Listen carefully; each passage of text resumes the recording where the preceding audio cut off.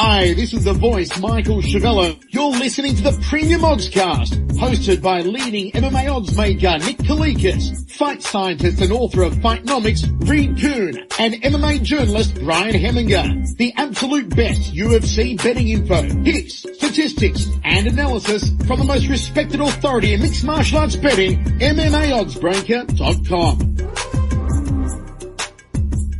Welcome to the Premium Oddscast, presented by 5 Dimes Sportsbook. I'm Brian Hemminger, joined today by leading mixed martial arts oddsmaker Nick Kalikas to break down this Saturday's UFC Fight Night 108 event, which takes place in Nashville, Tennessee. If you're unfamiliar with our format, myself and Nick will break down the fight card from top to bottom, providing extensive analysis and a pick for each fight after doing our film study for the event. Looking back at our last event, we won 4 units for UFC on Fox 24 after going 1-0 with our premium bets. We won a straight play on underdog Renato Moicano, and we did not have any free bets. Back to the present, UFC Fight Night 108 features a 13-fight card in total and will be aired on UFC Fight Pass, Fox Sports 2, and Fox Sports 1 this Saturday night. Let's dive right in. Now, kicking off the preliminary card on Fight Pass is a flyweight contest between Hector Sandoval, who is 13-3, and Matt Schnell, who is 10-3. Now, Nick, where did you open this fight, and how has the public shifted things so far? Up at Schnell, minus 135, the comeback on Sandoval at minus 105. Right now, over at 5dimes.eu, our sponsored sportsbook, it is currently Sandoval minus 120. The comeback on Schnell is at even money, so early action has flipped the line a little bit. It started near pick'em with Schnell being the early lean. Right now it's near pick'em with Sandoval being the early lean, so my guess is it'll stay around a pick'em type of price. A lot of split opinions on this fight, and a lot of two-way action as well, even though the early action is favoring Sandoval a little bit here. It's a good fight. I mean, styles make fights, and this definitely should be a fun one to watch. Of course, in the flyweight division, most are because these guys are so talented. They got speed, they got power, they got technique in most cases, and this fits along that line as well. I think overall, Schnell is, I think, the better offensive fighter, meaning, or the better, more well-rounded fighter, the flashier fighter a little bit. I think he's more well-known for his grappling game. I mean, the guy's definitely offensively a stud on the ground. I mean, his jiu-jitsu is pretty hard to deal with. I mean, he's always attacking with submissions. He's always scrambling well. I mean, he's just a threat on the ground. He's only a purple belt in BJJ, I believe, but he's a higher level than just your average purple belt. So Schnell, his ground game is something to really watch and enjoy, really. I mean, the guy is dangerous, like I said, in all parts of the game. Now, for Sandoval, he's more well known for his striking ability. He does have some wrestling. He does have some good takedown defense as well. Obviously, he's from Team Alpha Male, so he's got a lot of what the blueprint for those fighters is as well. Kind of a short, stocky, powerful, good wrestler. He could choke you. You know, he's got those guillotine chokes. He's just your prototypical alpha male fighter. He's getting better. He's getting a little bit more respect now. His win over Serrano in his last fight was definitely more up to par than his UFC debut against Hayes. So we've seen some flashes from Sandoval. The guy is really good. In his matchup with Schnell, though, it's going to be tough for both fighters. I mean, that's why it's a pick'em type of fight. Sandoval's key to victory here is keeping off his back and trying to work his footwork and movement, his speed to land heavy shots against Schnell. Now, Schnell, if there's any kryptonite to his game at all, he's a little bit susceptible. He's been rocked in fights. And now, of course, he came off of a knockout loss for this fight in his UFC debut at a higher weight class. And it didn't really work out for him so well. He was doing okay in his fight against Font, but Font was just proved to be a little bit too strong, too powerful for him, and he got the job done. But before that fight, even fighting in his natural weight class at flyweight, Schnell has been rocked in other fights as well. So his chin is a little bit concerning, and a guy like Sandoval could definitely test that chin. But overall, I think Schnell's tough enough and he's savvy enough that he could probably survive some of the exchanges. I think as far as reach goes and striking ability, actually, Schnell could have an advantage here. I think he's going to be the more consistent, busier fighter on the feet. I think he's going to be landing the shots as well. And again, I believe he's got like a 6-inch reach advantage when it comes to height and a pure reach as well. So he's got some advantages in this fight. So this is a tough one for me to pick because I can see Sandoval kind of keeping it upright and again, using his speed and footwork and landing the harder shots, or I can see Schnell being a little bit more active, pushing a little bit of a higher pace and being more of a threat to finish the fight along the way, even with his ground game as well. So tough one, kind of a head scratcher type of fight, but as it stands right now, I have to lean a little bit more towards Schnell. I just think he has a little bit more to offer. He's going to be a little bit more confident dropping back down to his weight class that he should be at flyweight. And I think we're going to see some good things for him. So should be a fun fight to start off the night, but I lean a little bit more towards Schnell in this one. Yeah, this fight's tricky. Schnell is a very talented young fighter, but man, the UFC didn't do any favors for him in his debut with the promotion, fighting up a weight class against a really talented banger in Rob Font, who put his lights out. That's not exactly the way you want to start out your UFC professional career, and Schnell definitely has some ground to gain to get back in that confidence that he had. Now, Hector Sandoval, it's not an easy fight here either. Sandoval looked rock solid in his last fight against Freddie Serrano. I mean, Serrano was a, Olympic level wrestler, and Sandoval was able to pressure him. He was the better striker. He just did all the right things in that fight and was able to win a decision.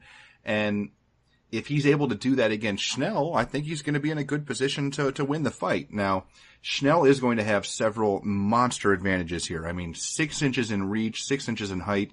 Sandoval is definitely more of a stocky striker, so he's going to have to close that distance and potentially leave himself a little bit exposed to try to land those big shots, because that's his best path to victory. Sandoval has a lot of power. He swings hard.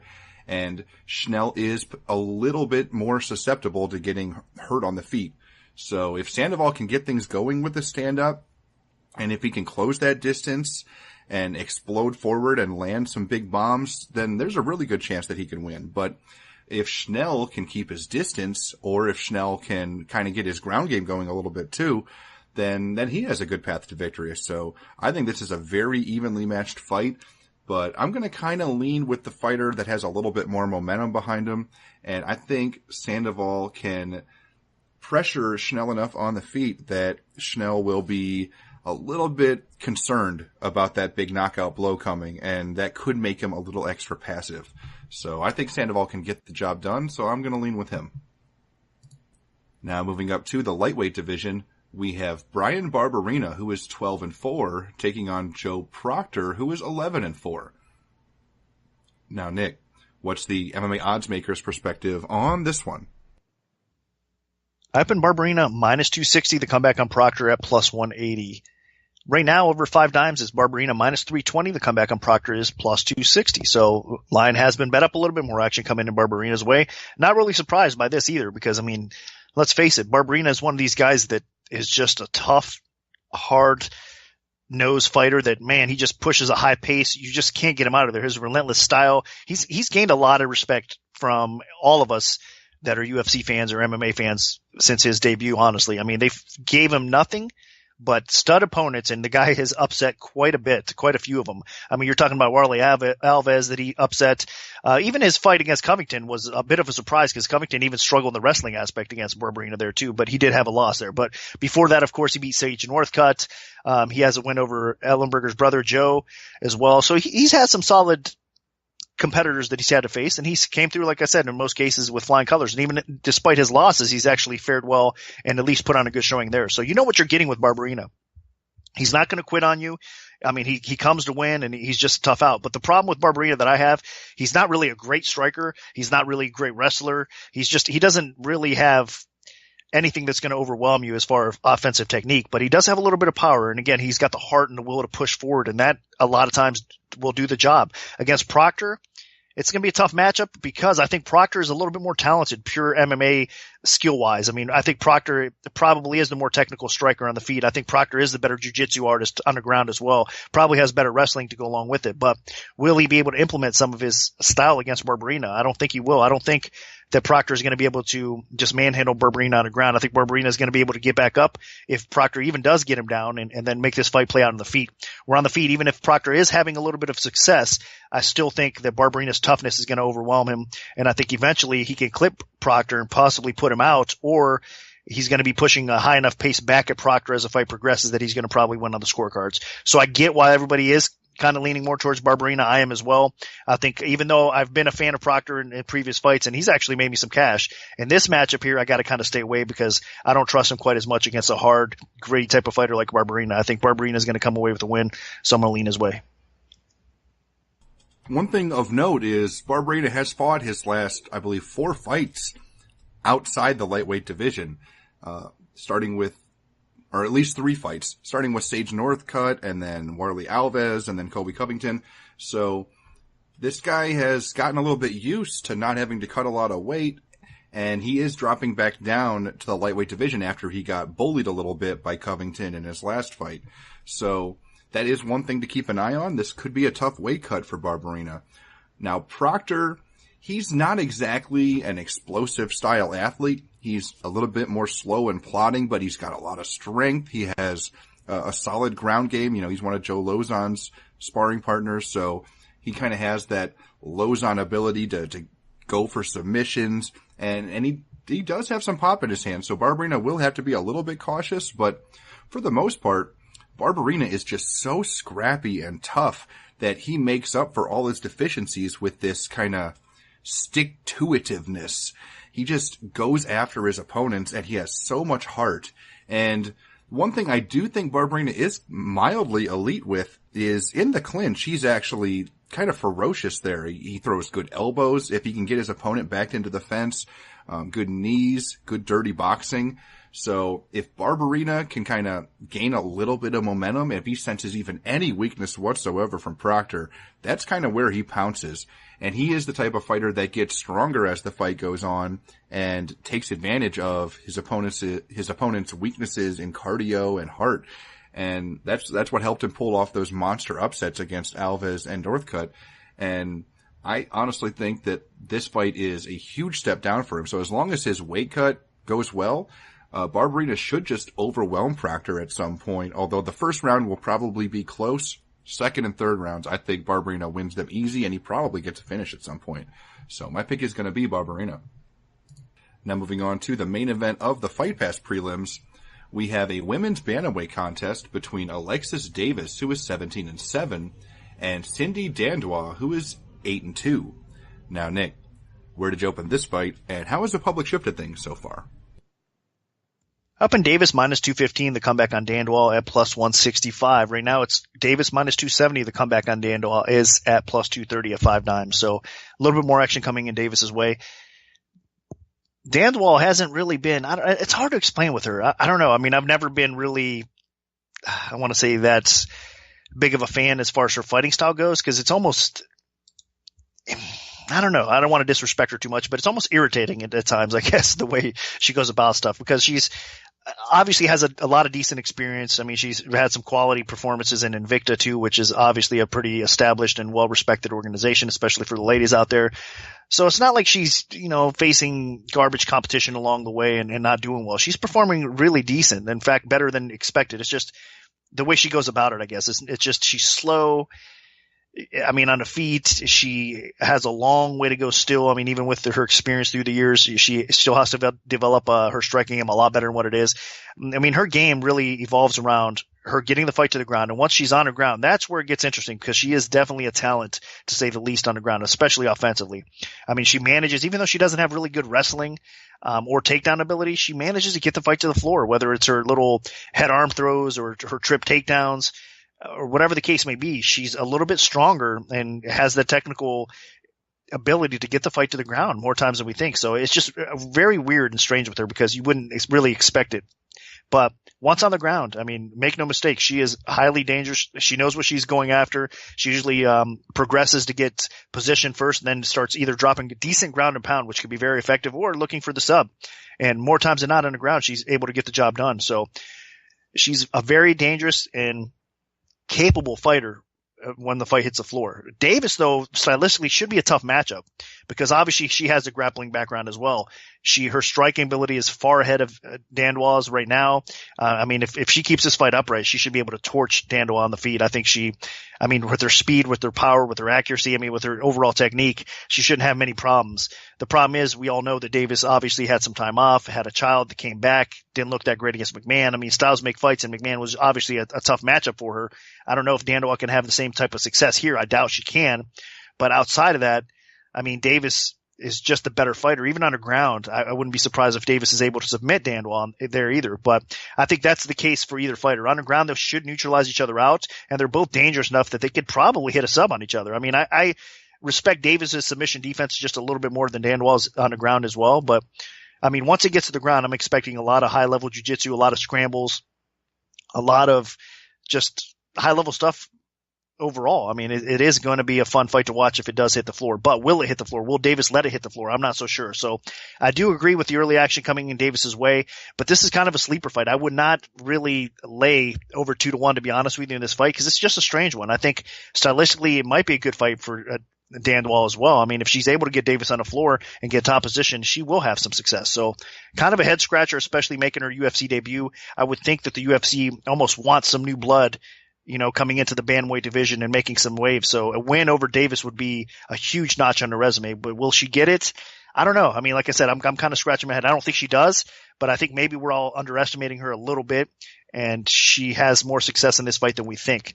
But with all that being said, it's still hard to pick against Davis because I know clearly that she should be the better fighter here. So I'm going to go her way. I just wouldn't bet it. So for those out there, this is kind of my caution. Even though it seems too good to be true with, Davis should roll here in this fight, it's kind of a head scratcher, and I would probably stay away from betting this fight. But my pick is going to be Davis. Dandwa is intriguing because of some of the wins she's pulled off.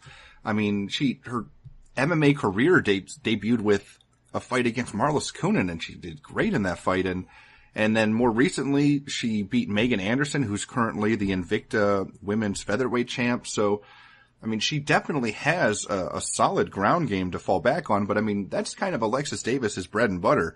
Now, Davis did not look her best in her last fight. She returned after like a 19-month layoff due to pregnancy, and she just got overwhelmed by Sarah McMahon, got submitted for the first time in her career. So that's a little bit scary, especially because she's facing one of the better submission fighters she's fought in the UFC. So Dandwa definitely could pull this off if this fight goes to the ground and there's some intriguing scrambles, and if Dandwa can get things going on the canvas. But that being said, one thing Alexis Davis does have going for her big time is she is definitely the better striker. Dandwa is not very good on the feet. She doesn't have any power to speak of. She's not very technical. And as we've seen, Alexis Davis can just fall back on a decent kickboxing game. I mean, she did that against Liz Carmouche, basically just jabbed her in the face for 3 straight rounds and won a decision. So if push comes to shove, Davis can just keep this fight standing and win a decision that way, and maybe even score a TKO, because Dandwa really is not going to offer much, and Davis might be able to put a little more extra zip on her punches. So if it goes to the ground, it'll be competitive, but on the feet, this is a blowout. So I got to take Alexis Davis. Now, dropping down to the women's strawweight division for the FS2 prelims, we have Jessica Panay, who is 12-5, taking on Danielle Taylor, who is 8-2. Now, Nick, what's the MMA oddsmaker's perspective on this one? Up in Panay, minus 230, the comeback on Taylor, plus 170. Right now, looking over 5 dimes, it has been bet down. Panay is minus 145 right now at the time of the recording, and Taylor is plus 125. So action continues to come in on Taylor as the underdog. I am a bit surprised here. Obviously, I opened it a little bit higher, thinking that the overall public opinion would be that Panay is just going to be a little bit too much for Taylor at this point, as far as experience goes, as far as ability goes, as far as length goes. I mean, Panay was just recently fighting for the strap at 115 pounds, for crying out loud. Now, I mean, she got beat up in that fight, but that being said, throughout her career, she's faced good competition. She has an impressive resume, to say the least. And I mean, she's just a good overall fighter, especially her ground game. I mean, that's where Panay's best attributes are for sure, is on the ground. But on the feet, she's got a little bit of length. She pushes forward. She has the ability to score, obviously, on the feet as well. But the problem with her is she doesn't have that overwhelming power, the knockout power to do a ton of damage on the feet. And with her length at times, I mean, she does leave some openings, and a fighter like Taylor could definitely step in and close that gap and make life interesting for her. I think that's why everybody's coming in here and honestly favoring Taylor a little bit more in this fight, because I think they're looking at Panay where she's just kind of on her way down, maybe past her prime. Obviously, she's 35 years old. She's already fought for the title. She's had some tough fights. I mean, that Andrade fight and her last fight was just brutal for her. I mean, it definitely was. So I get it. And if you look at it, Taylor, even though she's not Andrade, she's a similar stature. You know what I mean? She's the type of fighter that's a short, stocky fighter that can do some damage on the feet as well. So I think a lot of people are thinking that it's going to be the same way. Probably not as dominant as Andrade was against Panay, but still a similar type of matchup. So I think that's why everybody's coming in on Taylor, but I'm not so sure. I don't know. This is a tough one for me because I do respect Taylor. She's man, I mean, honestly, she's short, explosive, powerful, fast, dangerous, good takedown defense, good footwork on the feet. There's a lot to like about her. I mean, if she had a little bit more size, she'd be scary at this weight class for sure. And she still is. I mean, I have a ton of respect for her, but I think Penne's still a little bit farther ahead of her. And what bothers me about Taylor sometimes is, I mean, because she has to make up that, the reach disadvantage at times, she ends up being on her back foot a little bit with her movement footwork, which I did say was really good. And she's able to avoid a lot of punishment being taken. But on the scorecards, you're just not sure how that's going to get scored. I mean, if Penne's sitting there pushing a pace, she's moving forward. She's throwing, even though Taylor is landing a little bit cleaner at times, Penne's aggression might actually win her the fight on the feet a little bit. And then if it does hit the floor, obviously Penne's going to have a huge advantage over Taylor on ground as well. Even with her length, I think it helps her tremendously in this spot against Taylor if it does get to the floor. But it's going to be hard for Penne to get it to the floor, so we'll see how that plays out. But either way, even if it stays standing, I mean, I think Penne, just with her aggressiveness, by her pushing forward a little bit, she could still have some success against Taylor. She just has to be careful to not get that, take that knockout blow or, take some body shots and then open up some other things as she goes. She has to fight smart if it stays standing. So that's yet to be determined, obviously. But with all being said, I was kind of thinking early on Taylor might be a live dog here, and she possibly is, but it seems like she's everybody's favorite dog here in this spot. So I'm going to go against the grain, and I'll pick Penne here to win the fight. I still think she has a little bit left in the tank. And honestly, where they are right now, Penne is the better fighter. Now, does that mean she's going to come up with a win? We'll see. I don't know about that, especially right now. I think she is in a bit of a decline. But that being said, it's hard to bet against her or pick against her at this spot, I think, right now where the line is, because I think Penne is the better fighter, so I'm going to go her way. Danielle Taylor definitely has the power to turn this fight on its head at any instant, but she can be really frustrating fighter. I mean, in her UFC debut, she just moved backwards the entire time against Marina Moroz and just looked for that home run shot the entire time, and it never really came. It was just a really frustrating fight. She also has pretty good wrestling ability, but I mean, if she tries to take down Jessica Penne, she's going to get tied into a pretzel. Penne's ground game still, to me, is one of the best in all of the women's strawweight division. So if she can get this fight to the floor, I don't care who you are, she has a really good chance to submit you or at least win a decision. Look no further than one of Penne's first fights in the UFC against Randa Marcos. Marcos is on a nice little run right now, but Penne did a great job of getting that fight to the ground and getting dominant positions, taking her back and threatening with submissions, and she was able to win a decision. So if Penne can get the ground game flowing against Taylor, then she should win easily. Another thing, though, Penne has a 7-inch reach advantage. She's 5 inches taller. I mean, we've said this time and time again, but Taylor is a fighter that is made for the atomweight division, but it just doesn't exist in the UFC yet. So she's kind of being forced to fight outside her weight class. I mean, Penne actually fought atomweight, and she was the Invicta atomweight champ, but I mean, she's fought at strawweight a lot in her career, and she has at least the size to compete in that division by adding a little more bulk to her frame. So even though Penne isn't a great striker, she does have a decent jab, and she is capable of fighting long.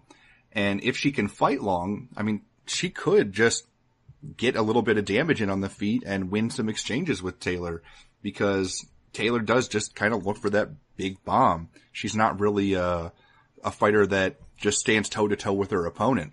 Now, another thing that's intriguing here is, Penne, even though she's a decent distance striker, she's not a very good brawler. I mean, when people pressure her and force her, to back up and just throw down and kind of bite down on her mouthpiece, that's where she gets herself in a lot of trouble. You saw that when she couldn't get the takedowns against Joanna Jędrzejczyk. You saw that when Jessica Andrade just blitzed her. So if Taylor can really go for it and just go after her, then she has a decent chance. But if Taylor's passive and looking for that big shot, I think Penne can win on the feet. And then if Penne can get this to the ground, I think there's no doubt that she'll win the fight. So I gotta lean Penne just because she has a couple more ways to win, but don't discount Danielle Taylor's power. Now moving up to the lightweight division, we have Scott Holtzman, who is 9-2, taking on Michael McBride, who is 8-2. Now, Nick, Where did you open this fight, and how has the public shifted things so far? Up in Holtzman, minus 350, the comeback on McBride, plus 250. Right now, over 5 dimes, it's minus 345 for Holtzman. McBride is plus 285. There has been two-way action coming into this fight. It's been bouncing up and down a little bit. So it seems about right, and I think it's going to probably settle around this mark as well, about 3-1, maybe most 4-1, somewhere around that ballpark here. I mean, McBride just isn't going to get a ton of respect. I mean, even if in his UFC debut on short notice against Nick Lentz, he didn't get a ton of respect. Now, part of it was being short notice, part of it that he was just outmatched and outclassed. And I think a lot of the same things can be said here. Of course, he's got a longer training camp for this one against Holtzman, but still, it's an uphill battle for him. I mean, if you look at what McBride does best, it's obviously his ground game. I mean, he is pretty slick on the ground. He's got some length to go along with it for the lightweight division, which you like to see. But can he out-wrestle Holtzman, get him to the ground, and utilize his ground game on the floor, which is, like I said, sneaky good at times. I mean, McBride could definitely – he is a threat on the ground. You can't take him lightly at all. And he does train with the likes of Jeremy Stevens and other training partners that are solid for him, and it's going to make him better for sure. Holtzman, of course, training with the crew over at the lab, which is really coming on. I think it's one of the better gyms, one of the better camps that we've seen the last couple of years, and they're just getting bigger and better. So he has a ton of great training partners as well. So both these guys are in established camps and getting good training, and they're going to keep on improving overall. I think McBride is probably better than what we saw against Nick Lentz, obviously. He was exhausted after that first round. I mean, just the pace that Nick Lentz set, I mean, of course it was going to do that to him with all the scrambling and transitions, everything that went on in that fight and the beating that he took. I think he's going to fare a little bit better against Holtzman, but Holtzman's a similar type of fighter to Nick Lentz in a lot of ways. I mean, obviously a little bit different, but Holtzman has some good wrestling. I think he has the better stand-up here, edge over McBride, at least on the feet. I think he's faster. I think he's going to push a higher pace overall. And on the ground, I think that Holtzman actually can hold his own enough where he's not going to get probably caught up in a sub or lose scrambles against McBride that often. So it's really a tough fight for McBride, even though I think McBride is a dangerous fighter and probably a little bit underrated. I still think that we're going to see improvements made from Holtzman, and so far I don't think he's even showed us what he's capable of in the UFC. So I think Holtzman will continue to improve, and maybe this is the type of highlight reel finish that he can get over McBride as the fight goes, or a big, maybe decisive type of win for Holtzman to get him a little bit more confidence and start working him up the ladder a little bit more. So should be a good fight, should be entertaining. I think what happens is Holtzman probably finds a way to finish along the way. If not, he probably grinds out a decision win on the scorecard. So hard not to pick against Holtzman in this one.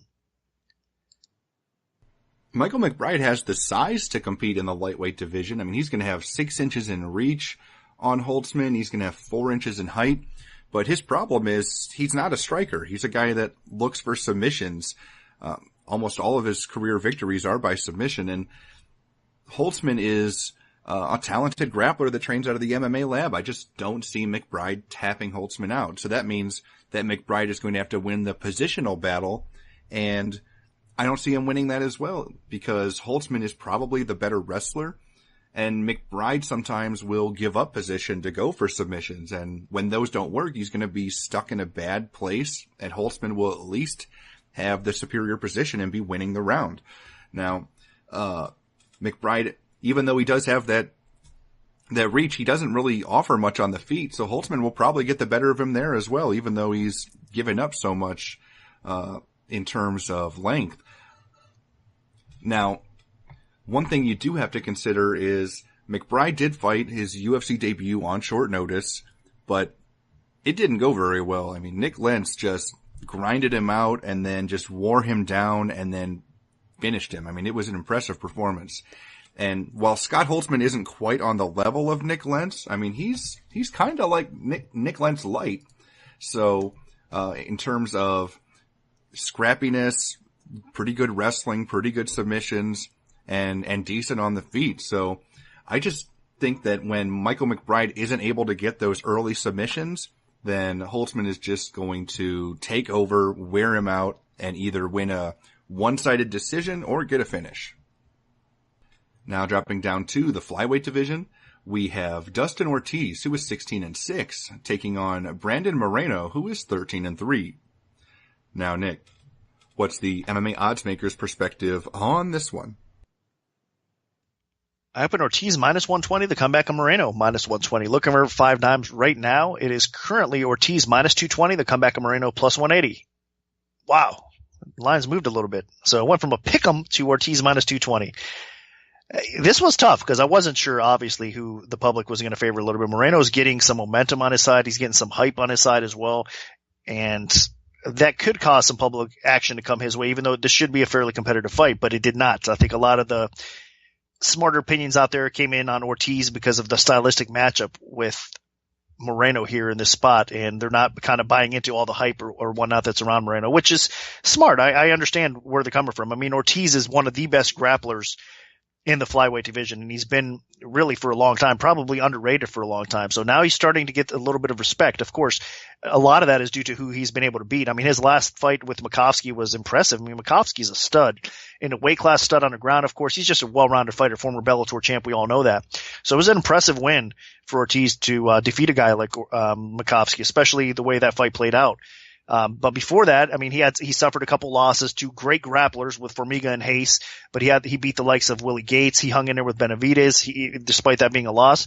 His win over Scoggins was controversial. I thought he lost that fight, but he made it close enough that you got to give him a lot of credit as well for hanging in there and making it a split decision. I mean, if other judges would have been there, could have scored it the other way. But the point being, we know what kind of grappler Scoggins is, considering he's a striker. I mean, he's strong enough that he was able to keep a guy like Ray Borg planted on his back and controlled him, and which nobody was able to have that much success against him. So Ortiz having that much success against a strong guy that's actually had to move out of that division at this point tells you a lot. I mean, the guy is capable of out-grappling most in the flyweight division. So that's where everybody's coming in on this fight. It's not because they think Ortiz is going to knock Moreno out. It's because they think he's going to out-grapple Moreno, put him on his back, out-scramble him, make him work a little bit more, wear him out. So I understand it. I see it. I respect it. I think at this point, though, everybody's probably counting Moreno's grappling out a little bit. I mean, of course, we all know he's got a good sub game. I mean, I think 9 out of his 13 wins are by submission, so we know that. I mean, it sticks out to you. But the level of competition obviously hasn't been quite the same as Ortiz. Although Moreno is starting to fight some quality opposition for sure. He had a successful run on The Ultimate Fighter, as we know there. Even though it didn't quite work out for him, he didn't win the show, but he still, I mean, he put on such a good showing that it definitely gained him a lot of respect. And then, of course, coming into his UFC debut and defeating a guy like Smoka the way he did. And let me say, that wasn't really no fluke. I mean, that's how good Moreno's guillotine choke could really be.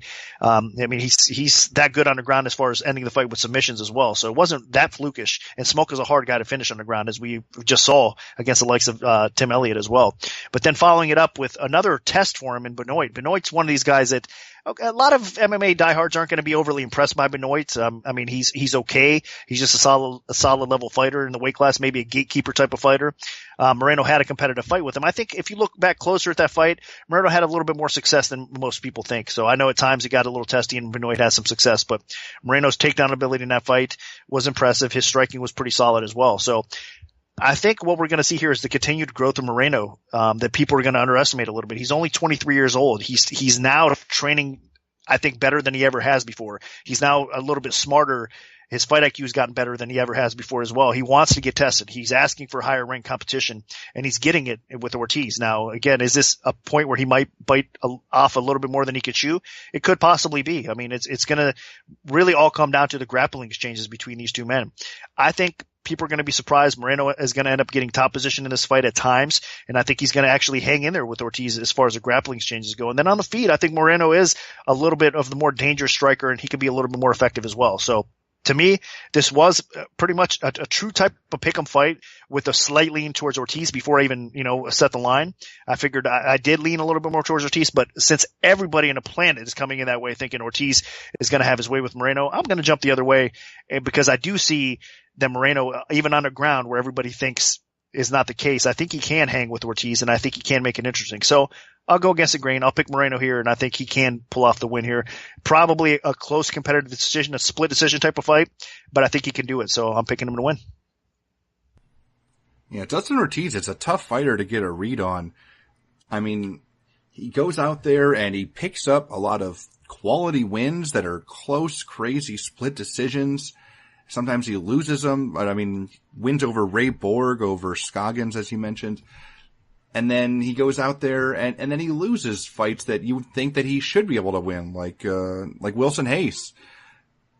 So it's difficult. He's very, very inconsistent. I mean, this goes back all the way to before he was even in the UFC, when I watched him lose to basically a career 500 journeyman that hailed out of Toledo. So, I mean, Ortiz is just, he's a very talented fighter, but there's something about him that always freaks me out a little bit.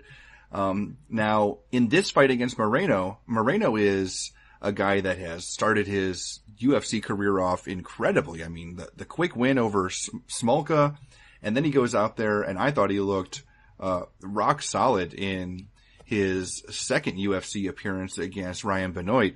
And there's a lot to like about Moreno. I mean, he's long, he's got a little bit of power, he has a strong ground game, and he kind of just has a little bit of a swagger about him. The problem, though, is I don't think this is a very good stylistic matchup. Moreno should be able to win the striking exchanges if he can keep his distance, because he does have some reach and a little bit of pop in his hands. But Ortiz is at his best when he is kind of bullying his opponent, when he's pressuring them. And I expect Ortiz to be the one moving forward, throwing heavy hands. Even though he doesn't really have a lot of knockout ability, I think he can make Moreno fight off of his back heels a little bit more than what Ryan Benoit was able to do. And then Ortiz, while Moreno does have a decent wrestling game, as Nick mentioned, I think Ortiz is better, and Ortiz is just the physically stronger fighter. So he can kind of push Moreno around a little bit. I can see Ortiz getting inside position in the clinch. I can see Ortiz getting top position on the ground. And as long as he doesn't get submitted, and he shouldn't, because, Formiga, Hayes, Borg, none of them were able to submit him, then I can see Ortiz just getting the top position, the superior position, and grinding this out a little bit. I mean, I don't expect it to be a walk in the park. Ortiz almost never has walk in the park fights. Even the fights he wins are crazy close decisions. So I just think, though, that with Moreno's skill set, Ortiz, it doesn't complement Ortiz's, and Ortiz, I think, can just overpower him a little bit, and I can see him just wearing him out a little bit and doing just enough to win a close competitive decision with the strength and wrestling and the pressure. So I like Dustin Ortiz here. Now moving on to the main event of the preliminary card, we have a middleweight contest between Thales Latis, who is 26-7, and Sam Alvey, who is 38 and with 1 no contest. So Nick, where did you open this fight, and how has the public shifted things so far?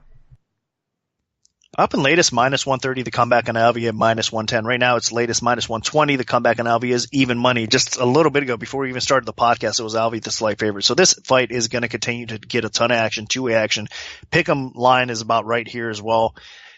So it seems to be appropriately set, and it seems to be probably ballpark to where it closes. I wouldn't be surprised to see maybe Alvey closing my $130 or so, and then or Lighties closing $130 or so. So good fight, competitive fight. I can't believe I'm saying that is in regards to if this was a couple years back.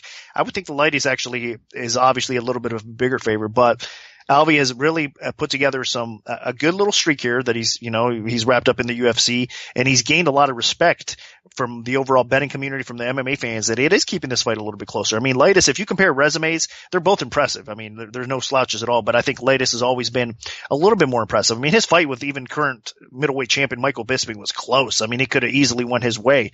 Right now, that's how, the high caliber Lightis is. And he's been on some streaks against quality competition as well throughout his career. So he's faced the best of the best, and he's come out with a victory more times than not in most cases with Lightis too. And he's improved. He's a grappler. We all know that, but his stand-up's improved to the point where he can outstrike a lot of people in the middleweight division anyway. In fact, I think he's a better overall striker here in this spot as well. I mean, the tools that he could throw at you compared to Alvey. Alvey's a little bit more limited in what he throws, but I think Alvey obviously can be a little bit more effective. He's the bigger knockout artist here for sure. He packs a punch, and that's where he's going to have the advantage over Lightis. But I think Lightis can be a little bit busier overall. I think Lightis can mix things up on the feet a little bit better. And of course, Lightis, if he gets the fight to the ground, then he's a nightmare to deal with to anybody that fights him. Now, of course, Alvey does have solid takedown defense.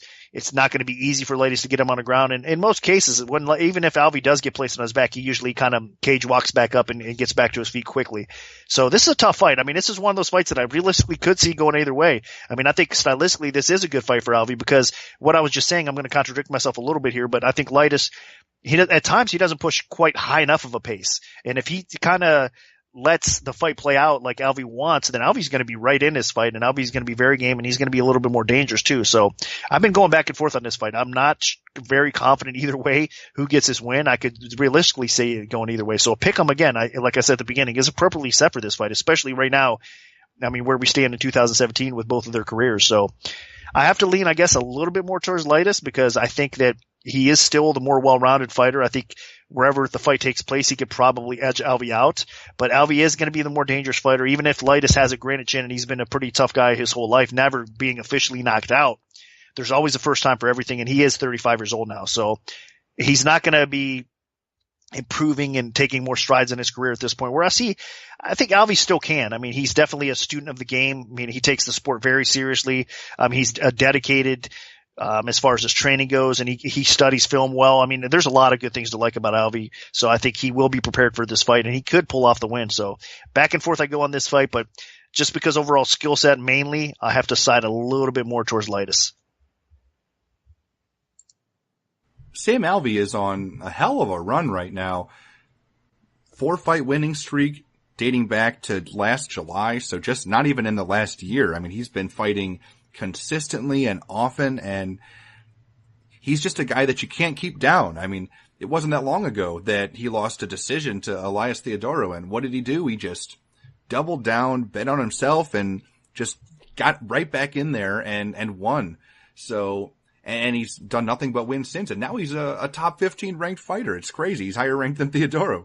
So, Alvey's a guy that you really can't help but like. He's got that smile that he just never takes off his face. He hits like a Mack truck, and he's durable, and he's kind of like the middleweight version of Donald Cerrone, just constantly wanting to get in there. Doesn't want to take a lot of time off. So, that being said though, I'm a little worried that he's biting off more than he can chew. Against the middle of the division, against the bottom tier of the division, Alvey looks great. But he's had trouble when he's stepped up in competition against the higher ranked guys. I mean, yeah, he did a nice job against Nate Marquardt, a former title challenger, but Nate Marquardt's nearing the end of his career. When Alvey was forced to fight somebody like Derek Brunson, who's, just a nasty power threat. I mean, he got steamrolled in that fight. And this is a guy that in Alvey that is known for a granite chin, and he just got blown out of the water. Now, I'm not saying that Talis Leitis is going to blow Sam Alvey out of the water because he doesn't fight like Derek Brunson, but it could happen, like in terms of just Alvey being outworked, out-techniqued. Leitis is a much better striker than people give him credit for. I mean, he went 5 rounds on the feet with Michael Bisping in a razor-close decision that honestly could have gone either way. And then he's had a lot of big-time performances with some knockouts on the feet as well throughout his run since he returned to the UFC, and he's looked pretty good. But what's really always been Leitis' bread and butter has been his ground game. I mean, you saw that with his victory over Chris Camozzi, where he just took the fight to the floor and got top position and ended up getting a late submission. Now, again, Leitis has had his issues, but you got to remember, yeah, he's lost 3 of his last 4, but look who he lost to. I mean, Michael Bisping, the champ, and that fight was a split decision, round 5 split decision. Gegard Mousasi, Leitis couldn't get his ground game going, and Mousasi is just a much better striker. And then Krzysztof Jotko, that was a bit surprising just because Jotko was a little bit more unknown at the time. But, I mean, at this point, people are starting to respect Jotko. I mean, this guy's on a huge win streak as well. So I think even though Leitis hasn't looked the best, this is could still definitely be a trap fight for Sam Alvey. Leitis can hold his own on the feet. And then if this fight goes to the floor, Alvey's going to be in trouble. Like, he just does not have the ground game to match Talis Litis. Granted, Alvey did pull off an impressive submission against Eric Spicely, a guy that I thought also had a better ground game than Alvey, but I think he more caught him by surprise. I don't see Alvey catching Litis by surprise.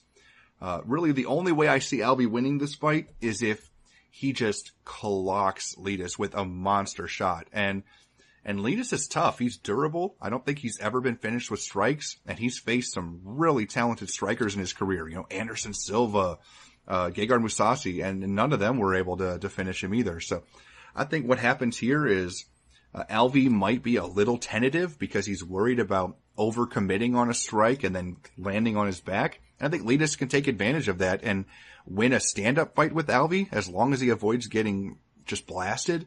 And if the fight goes to the ground, I see Litis winning it there as well. So I like Talis Litis. I think he probably wins a decision.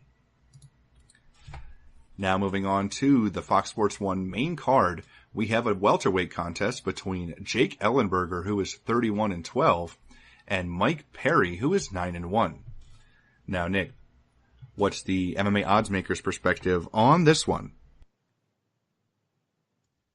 Up in Perry minus 185, the comeback on Ellenberger at plus 145. Early action did drop the line significantly right away, but now we're seeing Perry right back at minus 185 where I opened it, and the comeback on Ellenberger is plus 160, currently live at 5 dimes. So two-way action to say the least on this fight as well. Craziness early on, and I think we're going to continue to see that though. And it'll probably settle just under 2-1. So I think the opening spot was fair, especially where they are right now in their careers. I mean, Ellenberger, of course, is by far the more established fighter. I mean, he's faced quality competition to say the least. I mean, you know, he's been in there with the best of the best as well, and he's beaten a lot of those guys. And just a few years ago, I mean, this guy was in line and the biggest threat to, you know, maybe wear that strap with his power punching, with his wrestling. I mean, he was one of the most dangerous welterweights in the sport for sure.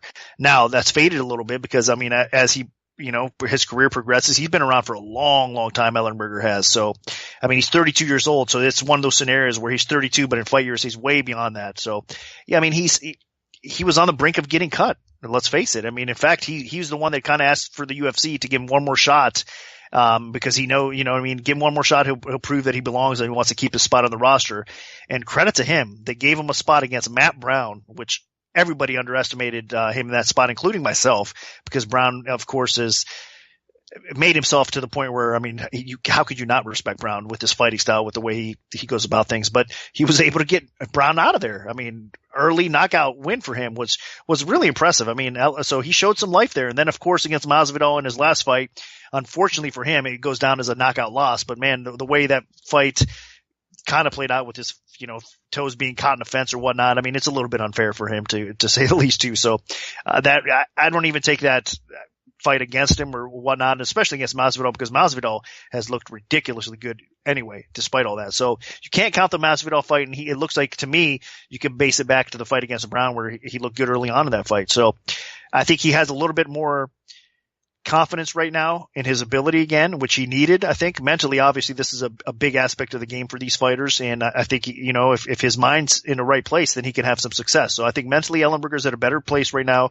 in his career, and physically he has the tools that he can upset still a lot of people in the welterweight division. So we'll see. It's a tough one though against Perry. Perry, honestly, he's been a little bit more impressive than I originally thought. I wasn't expecting him, even in his UFC debut for Perry. I wasn't really expecting him to have a ton of success against Lim. I thought to myself he was a bit chinny from watching footage before he entered the UFC.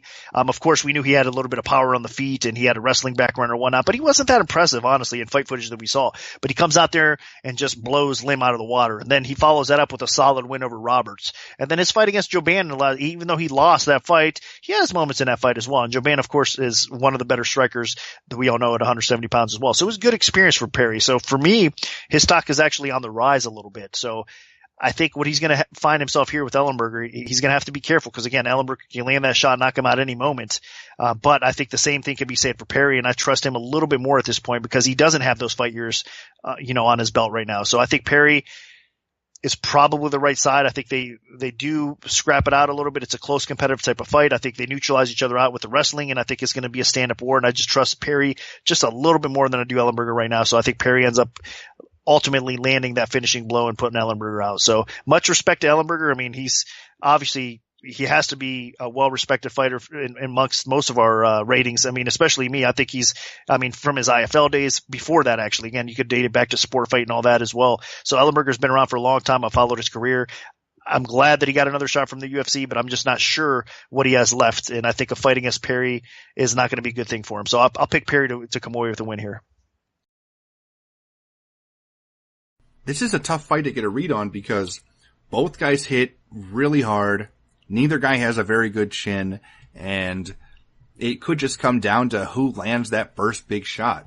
That being said, at this point in their careers, Jake Ellenberger's chin is worse than Mike Perry's. Perry, he hasn't been knocked out in the UFC. I don't know if he hasn't been knocked out at all. He's just been hurt a few times. I mean, Joe Ban hurt him a couple times in his last fight that he lost a decision. And then before that, he did get rocked a few times outside the UFC, but he's never been finished. And we've seen Jake Ellenberger not just finished, but destroyed in fights.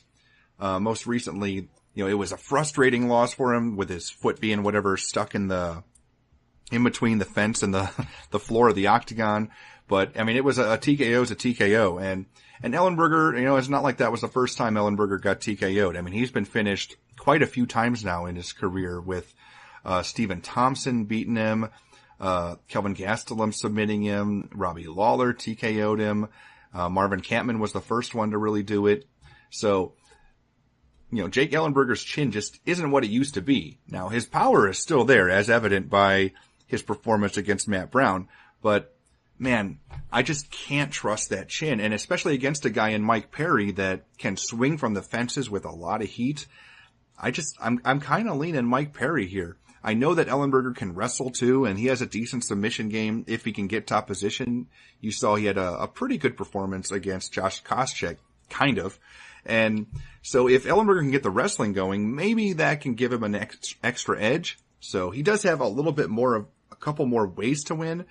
But overall, you gotta lean with the youth here, and Mike Perry is, more of the youth movement. He's got less wear and tear.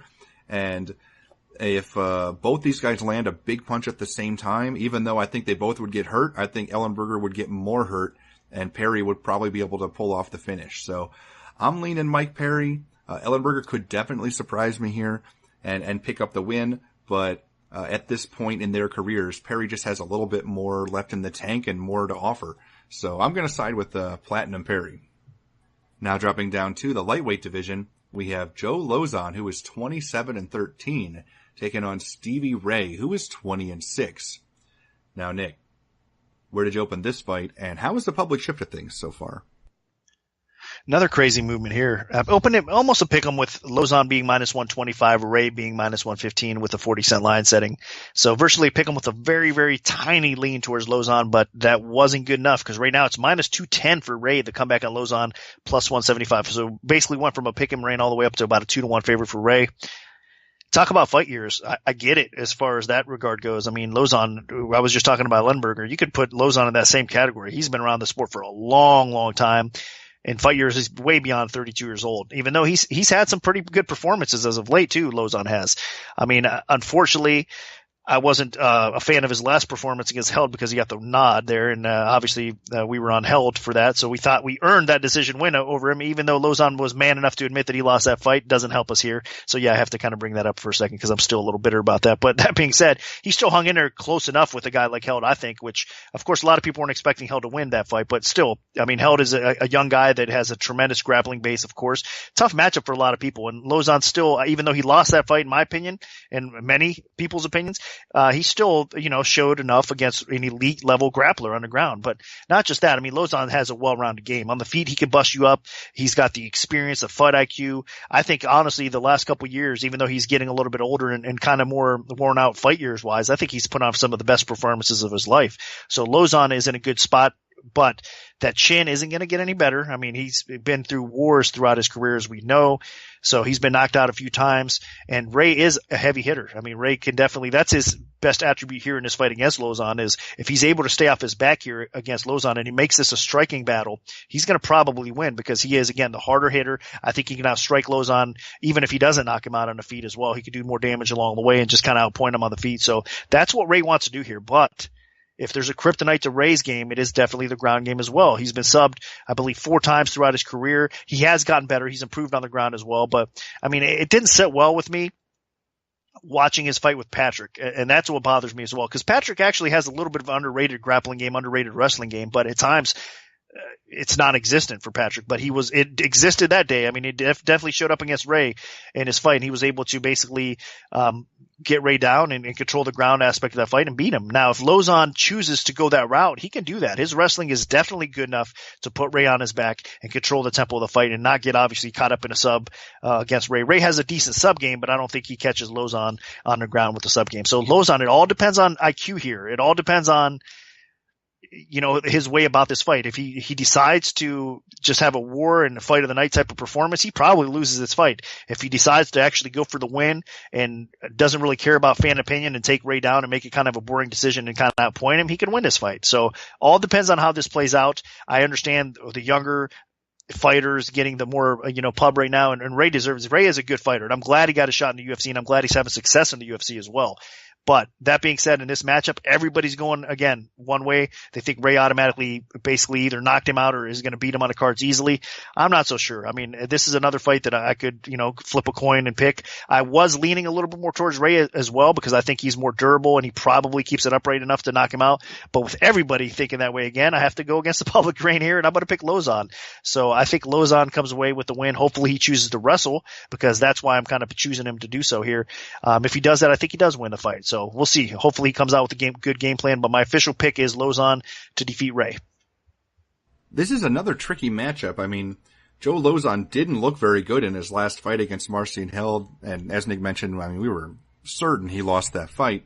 And I actually picked Lozon in that fight, and he just did not fight the way that I expected. I thought that he would try to win some grappling exchange. I did not expect him to be stuck on his back for most of the fight. Now, this time around, Stevie Ray's not going to be trying to take the fight to the floor. Ray really doesn't have much of a ground game. You saw that in his loss to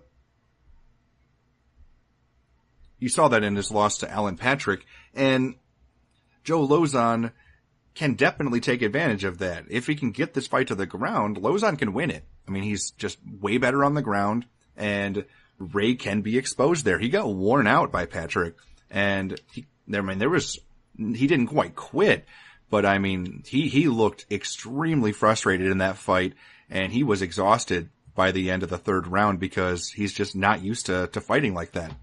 Now, last time around, Ray looked a little bit better against Ross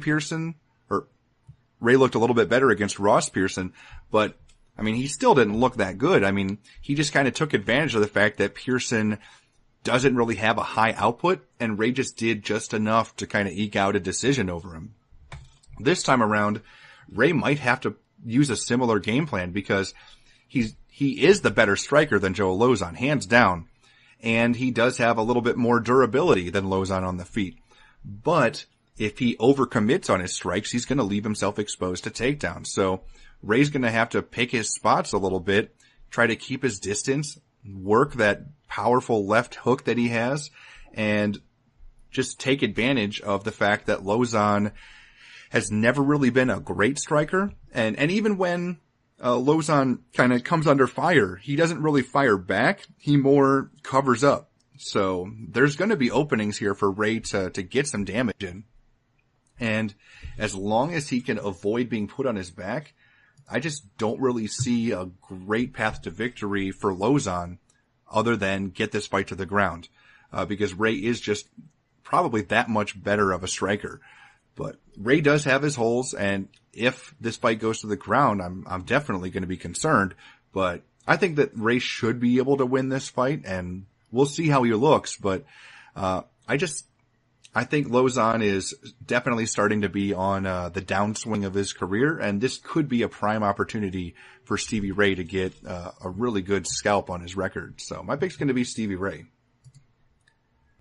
Now dropping down to the flyweight division, we have John Dodson, who is 19-8, taking on Eddie Wineland, who is 23-11-1. Now, Nick, what's the MMA Oddsmaker's perspective on this one?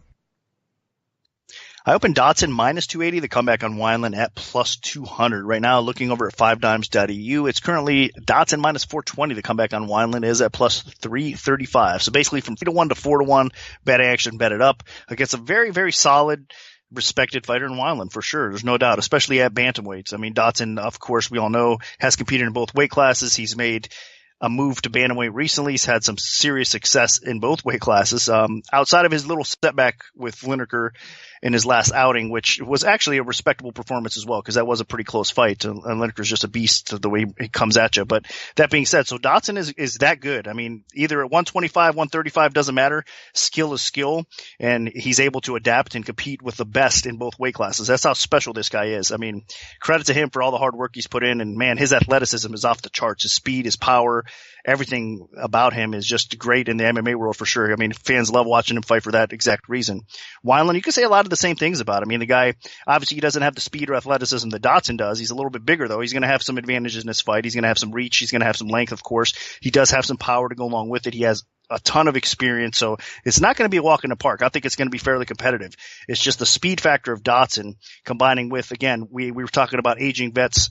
I mean, this whole podcast seems to be kind of a theme a little bit, right? Wineland's another one of these guys. He's been around the sport for a long time, has faced the best of the best as far as competition goes. So just because he's 32 years old, he's beyond that in MMA years. So he's an older guy as well. Not that Dodson hasn't been around the block either, but I think as far as wars and battle tested goes, Wineland is definitely beyond what Dodson is right now. So he could be on a little bit of a decline, even though Wineland has showed some life recently as well, and what you like to see. I mean, he's able to get back on track and win back-to-back fights, and he's finished those fights as well against solid competition. So you cannot underestimate Wineland. I mean, he still has something left in the tank for sure, and that's why I think this is going to be a scrap. It's probably going to be a little bit closer than all think, but the problem here is it's just going to take that one clean shot from Dodson to break in and just close the gap and I think land that hard shot and could possibly put Wineland out.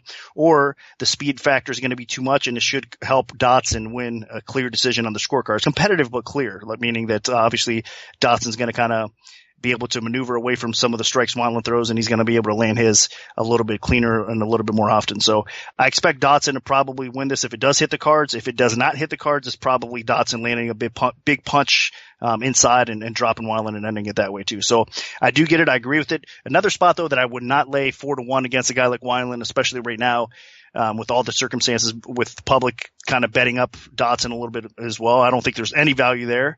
It's probably a dog or pass situation, but besides all that, I do think that Dodson comes away with a win here, and I think it's the right pick. So that's the way I'm going. Eddie Wineland's been on a nice little run with this 2-fight win streak, 2 impressive TKOs, but you got to remember who he's beating. He beat Frankie Sains, a fighter in his late 30s in the bantamweight division, and then Takeya Mitsugaki, a fighter with more wear and tear on him than just about anybody in the bantamweight division. Now, again, Wineland's victories were impressive, but he's facing someone here in John Dodson who's extremely quick, extremely powerful, and has a granite chin. And Wineland doesn't do so well against those type of fighters. The last time he faced somebody that had a similar skill set to John Dodson was Joseph Benavidez, and Benavidez torched Wineland. I think he dropped him about 3 times, maybe 4 times in that fight. So this is a fight that I just think is a terrible matchup for Wineland. Unless Wineland can somehow fight really long, I just don't see it happening. I mean, this is a guy that has a great, unique style where he presses the action and forces his opponent to engage and then counters him.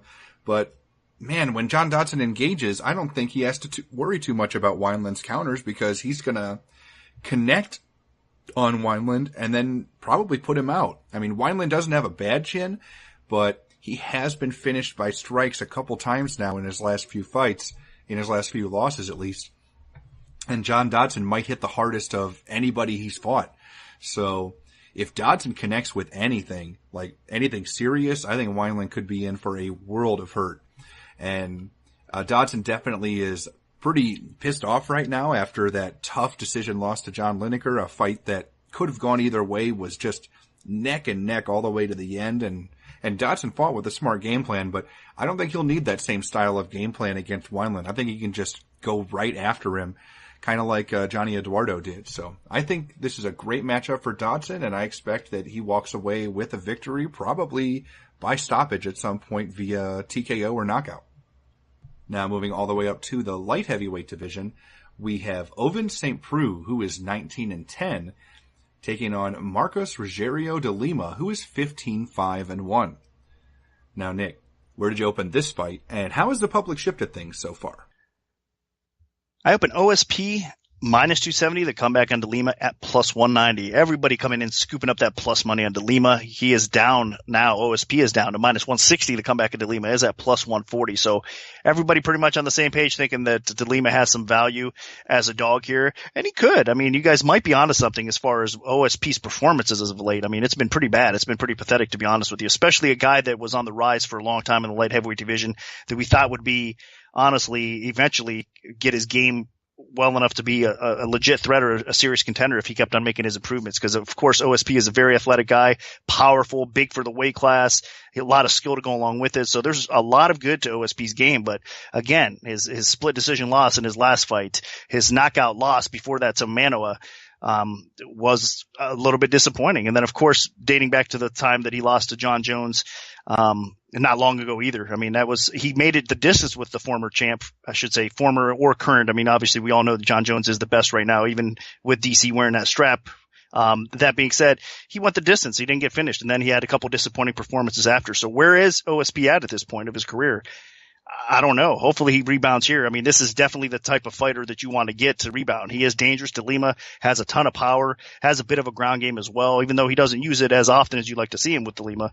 But he is definitely a flawed fighter in his own right. I mean, he's got somewhat of a suspect chin. He's got a suspect ground game when it comes to defensively. I mean, De Lima on the ground, again, offensively, he has a good guillotine choke. He could get you in trouble, has some ground and pound to go along with it on the ground. But defensively, I mean, you could have your way with De Lima on the ground. That's just the way it is. He has a couple losses on the ground by submission. And honestly, I think his ground game is a tad bit overrated. So OSP can definitely exploit a lot of weaknesses De Lima has. He just has to be careful, fight a smart fight, and not get caught by a big bomb from De Lima. So I really lean OSP in this fight. I just think this is a perfect, again, situation scenario for him to bounce back and get a win over a guy he really should beat. So I get it. I understand why everybody's coming in kind of fading OSP at this point with De Lima. But, man, if you want to fade anybody, I think it's eventually De Lima here as well. I just don't trust the guy that much either. But that being said, hard to lay the price on OSP based on what the performances have been recently. So I get it. But I'm still going to pick him. I think OSP is the better fighter, and I think he has more ways to win this fight, and he really should. So that's my pick. There's not a lot to say about this fight. It's going to go one or two ways. Either Marcos Rogerio de Lima is going to land a monster shot and knock St. Preux out, or St. Preux is going to probably put away De Lima. De Lima really isn't the type of fighter that goes the distance. St. Preux doesn't have an amazing gas tank. I mean, he really started to slow down after he couldn't land a lot of shots against Jimmy Manoa. And I really think what's going to happen here is St. Preux will just weather that early storm from De Lima and then connect with a few good bombs and maybe even get top position on the ground. St. Preux is a great athlete, but he really has never been able to really put it all together. I mean, early in his career, this guy was pulling off calf slicers and all kinds of crazy things on the ground. And then he kind of fell in love with his hands after he knocked out, Shogun. So we'll see. If he chooses to turn this into a stand and trade battle, he's playing with fire and he could get burnt. But if St. Preux can mix in his full skill set here, then he's got a decent shot of not just walking away with a victory, but getting the finish. De Lima hits hard. You saw that in his last fight. All it really takes is one good shot, and St. Preux's chin is not quite as good as it used to be. I mean, he got blasted by Manoa, and then he went out and basically lost a stand-up fight in his last bout. So I'm definitely a bit concerned about St. Preux, but I mean, on paper, he's still so much better than De Lima that as long as he doesn't get clipped, he should win this fight. So I'm just going into this believing that he won't get clipped. So my pick is going to be OSP. Now moving on to the co-main event of the evening, we have Al Iaquinta in the lightweight division, who is 12-3-1, taking on veteran Diego Sanchez, who is 29-9. Now, Nick, what's the MMA oddsmaker's perspective on this one? I open Iaquinta minus 350, the comeback on Sanchez at plus 250. Line has been bet up a little bit. Iaquinta is now minus 400. The comeback on Sanchez is at plus 325, but there's been some action coming back in on the dog as we get closer to fight time as well. I mean, a lot of times when you see Diego Sanchez as a big dog, of course, you're going to see some action there. Just the name, I mean, the warrior status that he has, the respect that he gets from all of us. Love him or hate him, you know the guy's a warrior. He's going to bring it every time. He has no quit in him. I mean, again, another scenario where we've been talking about guys being for a long time. I mean, this guy was the original Ultimate Fighter winner, for crying out loud, and he's still relevant in the sport at lightweight these days. He's basically a gatekeeper. And he's basically getting fed to Iaquinta here. And I'm saying that because Iaquinta's had some time off, as we all know. So a nice rebound fight for Iaquinta would be coming in, facing an established vet like Sanchez, getting an impressive win, and then getting back on track. So that's the game plan, I think, here for the UFC, for the promoters, from the matchmakers. And all of us kind of would probably like to see it play out that way, because Iaquinta is a pretty popular fighter. He's got skill. I mean, the guy has definitely a well-rounded enough game that he could be a threat and a potential title challenger at lightweight. He just has to get his head on right. He has to just get the positive momentum going for him, and he just has to kind of stay on track. He's been with some injuries, with just some personal stuff. I'm not sure what exactly all the problems have been with Iaquinta as of late, but we definitely want to see him competing more often than he has, and because he is that kind of talent. So I think stylistically here, how he matches up with Sanchez is pretty good, really, because Iaquinta is by far the better striker, by far the more dangerous striker of the two. So I think if he keeps it upright on the feet, he's going to probably end up finishing Sanchez. And Sanchez is not an easy guy to finish. We know that. But again, 2017 Diego Sanchez, it's possible, and Iaquinta can get that job done. Outside of that, I mean, Iaquinta should have the takedown defense to be able to keep it upright to do so. Wrestling should neutralize each other out a little bit, but Sanchez is obviously the better grappler of the two, and I think that's Sanchez's path to victory, is actually maybe getting Iaquinta's back in a scramble or whatnot, and trying to sink in a rear naked choke to end it, or even just smothering him and trying to maintain top position in a 3-round decision. I don't see that part happening. So, I mean, if he could take his back, I think that's a shot here. I don't think he's going to knock out Iaquinta. I don't think he's going to beat him on the cards either, honestly. So, it's Iaquinta's fight to win or lose. I think he should end up getting a highlight reel type of knockout here over a quality opponent like Sanchez. So that's my pick.